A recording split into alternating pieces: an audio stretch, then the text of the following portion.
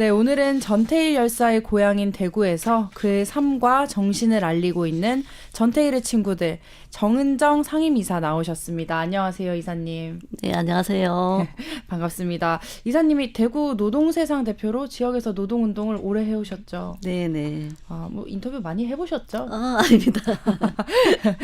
그 전태일 열사에 대한 관심은 뭐 자연스럽게 가지게 되셨겠네요. 네, 그렇습니다.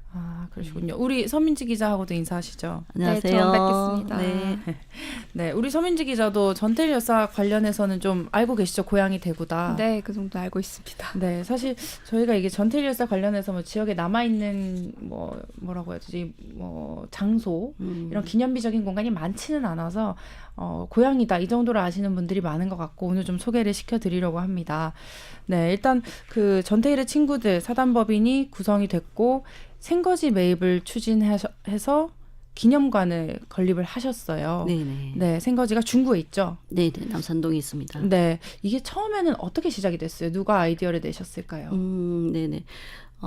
이제 전태일 열사가 평전에도 대구 출신이라는 것이 잘 나와 있는데 그래도 이제 그 전에는 대구에서 어떤 그런 것에 대해서 사회적인 인식이 없었다가 2015년경에 이제 현재 참여연대에 계신 활동가분들께서 이 대구 출신이신데 태어나신 집을 찾아봐야 되지 않겠냐 이렇게 해서 이제 일을 시작을 했는데 근데 이제 태어나신 집을 찾지 못했어요. 이 도시개발로 인해서 흔적을 찾을 수가 없는 상태였는데 근데 이제 열사의 동생분들이 계시거든요. 네. 이 동생분들이 이제 그 당시에 남산동에 살았던 집을 기억하면서 찾아봤는데 이 집이 그대로 남아 있었던 거예요.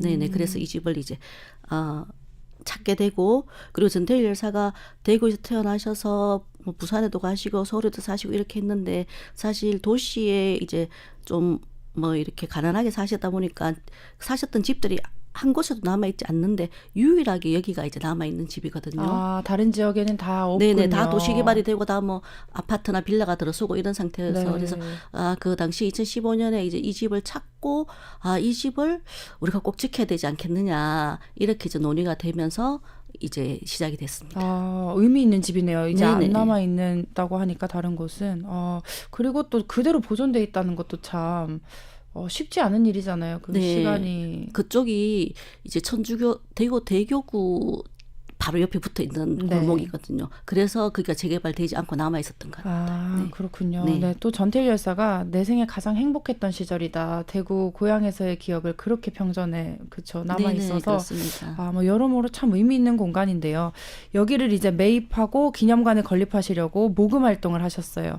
저도 기자 초년생 때 취재를 갔었는데 사실 처음에 취재할 때 이 시민 모금이 되겠나 싶었거든요. 이 보수적인 대구에서 전태일 열사 생거지 매입에 시민들 모금을 수억을 할 수 있을까 좀 걱정을 했는데 1년 반 만에 4억여 원의 모금에 성공을 하셨어요.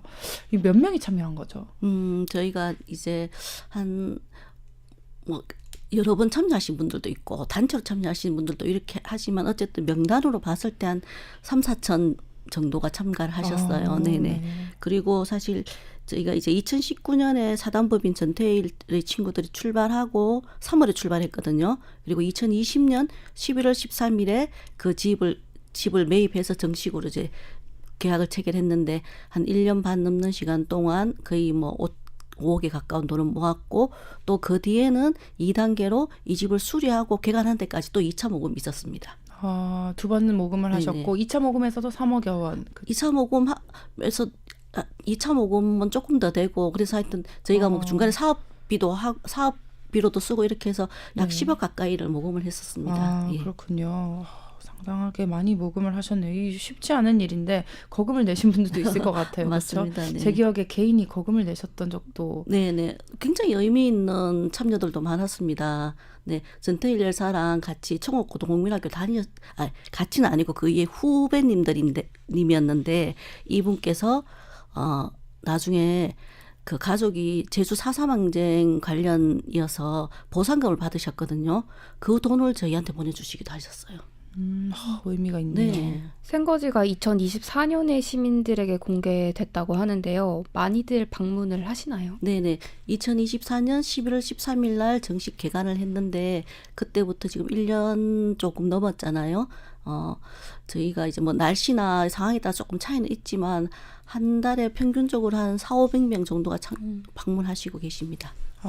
많이 오시네요. 네네, 또 진짜 많이 오셔요. 뭐 행사 같은 것도 좀 하시는 것 같아요, 그렇죠? 네, 행사는 기본적으로 저희는 이제 그 집에서 9월 3일에 이소선 어머니 추모제, 그리고 11월 13일 전태일 열사 추모제 큰 행사가 있고, 그 중간중간에 작은 행사들이 있는데, 행사가 아니더라도 방문객들이 굉장히 이어지고 있습니다. 서 기자는 혹시 가보셨어요? 저는 가보진 아직? 않았는데 가보도록 하겠습니다. 저랑 손잡고 한번 네. 가서 한번 전태일 열사의 정신을 느껴보겠습니다. 네, 그리고 또 여기서 그치지 않고 이제 청년센터를 짓겠다 계획 중이세요. 단순 기념관을 넘어 청년센터를 짓겠다 하셨는데 청년센터로 가닥을 잡으신 이유가 있을까요?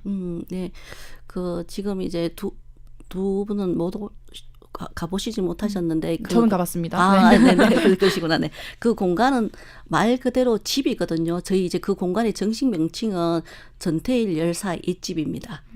말 그대로 집이고, 그 공간은 열사가 사셨던 새빵터와 그리고 이제 주인집 이 공간이 있어서 공간 자체로는 집인데 저희가 이제 이 공간을 그냥 단순히 기념하는 공간으로만 머물게 하는 것은 너무 아깝다는 생각이 들었습니다. 그래서 이 전태일 열사의 삶과 어떤 죽음을 현재의 우리 대구 지역의 청년들 또 청년 노동자들과 이어지도록 하기 위해서 그 공간을 더 적극적으로 확대해 나가고 사업을 벌여 나가야 되는데, 공간적인 제약이 꽤 있습니다. 거기서 있고, 그리고 또 사업에 대한 여러 가지 고민들도 더 해야 되고, 이렇게 해서 저희가 청년 전태일 센터, 또 위치도 거기가 사실은 이제 지하철도 가깝고, 네네, 그래서 위치도 굉장히 청년들이 다 접근하기 굉장히 좋고 이런 공간이어서 그 공간을 활용해서 이제 오늘의 우리 대구 지역 청년들의 삶과 노동과 맞닿는 그런 공간으로 확장해 나가자, 이렇게 생각을 하면서 대구 청년 전태일 센터 건립까지 좀 더 가보자.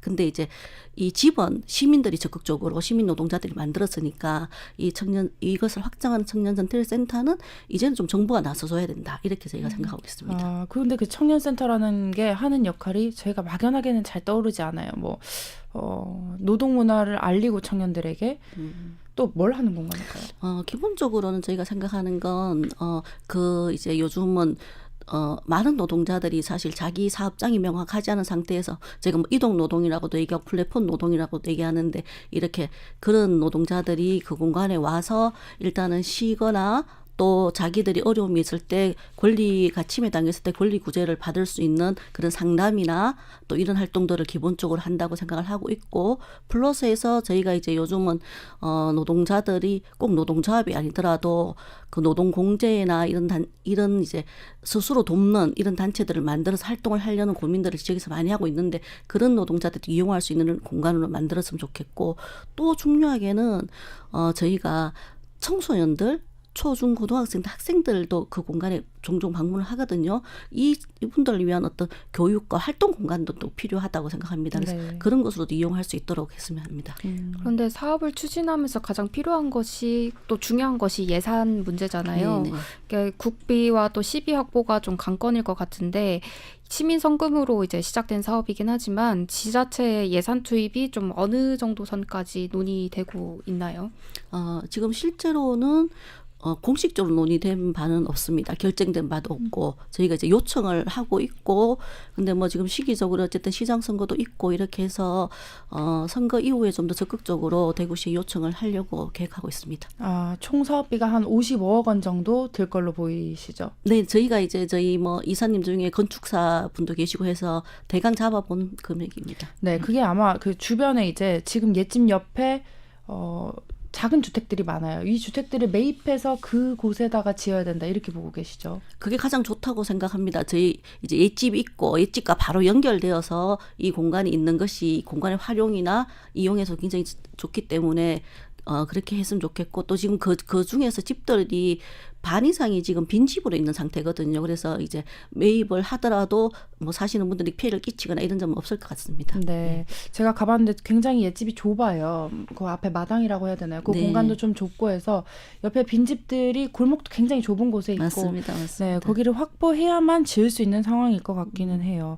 그럼 대구시하고는 어쨌든 요청은 해보셨다고 했는데 답을 받으신 부분은 아직은 없고요. 네네. 대구시에서는 이제 지난해에 저희가 좀 요청했을 때는 저희가 생각하는 이 청년 전태일 센터의 방향보다는 그냥 이제 저희가 그 구역이 근대골목 투어 5구역에 속해 있거든요. 그래서 그곳을 좀 정비하는 수준으로 했으면 하는 얘기가 있었고, 그래서 저희는 이제 그 부분은 물론 필요하고 당연히 해야 되지만 그렇게만 공간을 제한적으로 이용하기에 너무 안 된다. 우리 좀 더 적극적으로 활용해야 된다. 이런 생각을 가지고 있습니다. 아, 그러면 대구시에서는 기존 옛집을 그 관광 코스에서 좀 더 강화하겠다는 거지? 그래서 주변을 좀 뭐 거리나 이런 걸 좀 정비해서 그냥 이제 여러 군데를 다니시면서 옛집에도 들리고 이런 식으로 이렇게 이용을 하면 안 되겠냐. 이런 정도의 생각이신 것 같아요. 네, 청년 센터에는 뭐 크게 의지가 현재로서는 없었군요. 네네네. 그게 홍준표 전 시장 나가고 나서 그렇죠. 제안을 하신 거죠? 대선 이후에 저희가 제안을 했던 거죠. 네, 그게 또 이제 권한 대행 체제로 지금 시가 있다 보니까 아무래도 뭐 결정 내리고 이런 과정이 조금 지지부진할 것 같아요. 네. 네, 근데 또 전태일의 친구들 입장에서는 조금 빨리 했으면 하는 마음이 있으신 것 같아요. 아, 네네. 저희는 특히 대구 지역은 또 다른 광역시에 비해서 뭐 우리가 이렇게 여러 번 얘기하는 것이 사실 또 좀 그렇긴 하지만 청년들의 노동 조건이 굉장히 열악하잖아요. 열악하고 또 그만큼 청년들이 어떤 권리가 침해당했을 때 구제받거나 또 권리를 알 수 있는 교육이나 이런 상담 통로가 굉장히 부족합니다. 그래서 그런 부분들에서 저희는 좀 이 공간을 확보를 하는 것이 좀 시급하고 또 이렇게 개관한 지 얼마 안 됐을 때 좀 전국적으로도 이런 공간들이 좀 대구에서 잘 알려지면서 좀 대구에서 어떤 새로운 활력과 또 새로운 이미지를 가져갈 수 있다고 생각하고 적극적으로 했으면 좋겠다. 빨리 네. 이렇게 생각합니다. 네. 그 새로운 시장이 이제 7월이면 올 텐데 그 전에 어쨌든 뭔가 좀 논의가 있었으면 좋겠다 바라시는 거죠. 뭐 시장 후보들께서 공약으로 넣어주시면 제일 좋을 것 같고, 네. 네. 그러면 이제 바로 추진되지 않을까 싶고, 뭐 어쨌든 저희가 이제 후보가 최종 양당에서 양당뿐 아니라 다른 당들도 있으시겠죠. 결정이 되면 찾아가서 이 부분을 공약으로 좀 넣어달라고 요청도 할 생각입니다. 아, 공식 제안을 하실 네네네. 예정이시군요. 네, 제가 듣기로는 이게 7월에 새 시장님이 오시고 논의해서 내년 예산에 반영하기에는 시간이 굉장히 촉박하다. 아주 촉박하죠. 네, 예. 그럼 사실 내년 예산은 안 되고 내후년쯤 많이 미뤄진다 이렇게 생각을 하시는 것 같더라고요. 네, 좀 적극적으로 해주시면 좋겠고, 뭐 또 그렇게 안 되면 어쨌든 추진한다는 의지를 가지고 사업을 같이 해나갈 수 있도록 대구시하고 저희 또 법인하고 또 저희 많은 지지자분들과 같이 해나갔으면 좋겠습니다. 네. 그래서 답답한 마음에 고용노동부에도 직접 네네. 요청을 하신 것 같아요. 어떤 루트를 어떻게 전달을 하신 거예요? 저희가 이제 사실 지난해 대구시에 요청을 했을 때 대구시가 반응이 너무 미진해서 이렇게 대구시에만 얘기하면 안 되겠구나 해서 사실은 이제 국회에 있는 환경노동위원회 의원님들도 찾아가고 또 고용노동부에도 요청을 해서 대구가 이런 공간이 있고 또 이런 공간을 이렇게 좀 활용하고자 한다 이런 말씀을 드리면서 좀 예산을 배정해 주면 좋겠다 이런 요청들을 드렸는데 뭐 의원님들이든 또 고용노동부도 공감을 하는데 어쨌든 이것이 중앙정부의 예산만으로 하기에는 어렵다. 그래서 대구시하고 같이 할 수 있도록 대구시가 좀 적극적으로 움직여야 된다 이런 얘기들을 들었습니다. 결국은 대구시에서 요청이 있어야 고용노동부도 움직이기 쉽다. 네. 이게 중앙부처기 때문에 뭐 중앙부처에서 지자체에 뭐 이렇게 방향을 정해주고 세팅을 하고 이렇게 하세요 하기보다 이렇게 하얀색이 맞습니다. 바람직하다고 보나 보네요. 네네네. 그렇게 지역에서 어쨌든 지역이 중요한 자산이 될 거니까 이 지방 정부가 의지를 가지고 또 사업을 해나가지 않으면 사실은 어떻게 보면 좀 적절치 않은 방식이잖아요. 그죠? 네. 예. 적극 지원해주는 지원군이 좀 있으세요? 국회나 정치권에? 예, 뭐 의원들이나 적극적으로 도와주시고 또 뭐 여기 이제 저희 전태일 열사 옛집 주변에 전태일 거리를 조성하겠다 하는 것은 사실 이재명 대통령의 대선 때 대구 지역 공약 안에도 포함돼 있었어요. 아, 네. 네네. 물론 이제 중앙당 공약은 아니고 지역 공약이긴 했는데 그래서 네. 이재명 대통령 쪽과 또 민주당 쪽에서는 어쨌든 그 전태일 열사 옛집을 우리 대구 지역의 중요한 자산으로 만들어 가야 된다는 데서 뜻으로 공감하고 있다고 저희는 알고 있습니다. 아, 네. 그렇군요. 그럼 지금 제일 좋은 방법은 대구시에서 어쨌든 대구시가 움직여야 그 부분도 해결이 좀 되는 네, 부분이겠죠. 그렇습니다. 예. 네, 그럼 빨리 대구시가 움직여서 정부와 민주당에 이렇게 요구를 해주고 부처에도 네, 그렇죠. 네. 아, 그렇게 되면 거리 청년센터까지도 뭐 가시화할 수 있겠네요. 네, 네, 그렇게 생각합니다. 기대를 많이 하시고 계실 것 같고 또 모금을 한번 어려운 모금을 성사시킨 적이 있으시기 때문에 네, 굉장히 뭐 큰 꿈을 가지고 계실 것 같고요. 또 뭐 서울이나 이 전태일 열사 관련해서는 사실 관심이 있으시고 한 단체가 많잖아요. 좀 지원이나 협력도 가능할까요? 네, 저희가 이제 그 서울에 전태일 재단이라고 네. 있습니다. 예, 오랫동안 이제 전태일 열사 사업을 해왔던 재단이 있고 서울시가 만들어서 지금 운영하고 있는 전태일 기념관이라고도 있거든요. 네. 그래서 그쪽하고는 저희가 이제 상시적으로 연결을 해서 같이 사업도 하고 특히 올해는 11월 13일을 전태일 기념일로 국가 기념일로 제정하자는 운동을 지금 저희가 하고 있어요.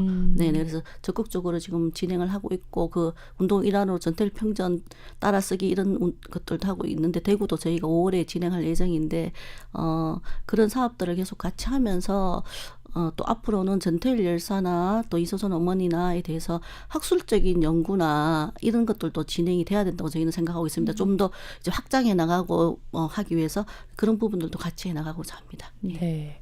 네. 그리고 마지막으로 하나 여쭤보자면 사실 대구가 앞서 말씀드렸지만 보수의 심장이에요. 이 전태일이라는 인물에 대해 잘 모르기도 하고 여기서 노동 문화를 언급하시는 것 자체가 아주 쉬운 일은 아닐 것 같아요. 노동운동을 이런 지역에서 해오셨는데 지역 일각에서 부정적으로 보는 시각들도 있잖아요. 어떻게 설득을 하고 계신지 궁금합니다. 예, 뭐 정치적으로 보수적인 입장을 가지신 분들도 그렇고 좀 이제 뭐 노동조합에 대해서 부정적인 인식을 가지신 분들도 있을 수 있지만 사실 전태일 열사 옛집을 방문하시는 분들은 열사님을 잘 알고 일부러 찾아오시는 분들도 있지만 이런 만들었는데 이런 공간이 우리 지역에 있네 해서 와보시는 분들도 있거든요. 그래서 오셔서 저희가 전시되어 있는 전태일 열사의 생애에 대해서 또 읽어보시고 또 저희 설명도 들으시고 이렇게 하면 지금까지 제가 만나본 분들은 아무도 부정적이지 않았어요.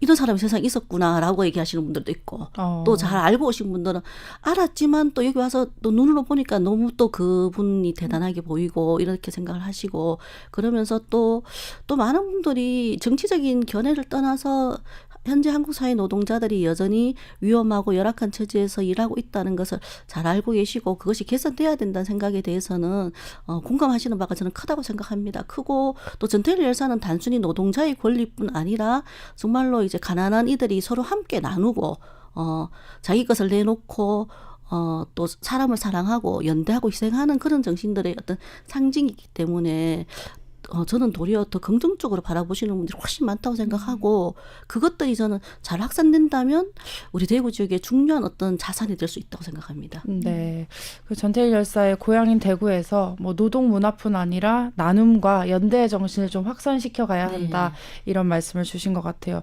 안 그래도 전태일 열사가 이제 16시간 하루에 일을 했었다. 이렇게 네네. 이야기를 하셨었잖아요. 사실 오늘날은 16시간 하루에 근무하는 노동자가 없습니다.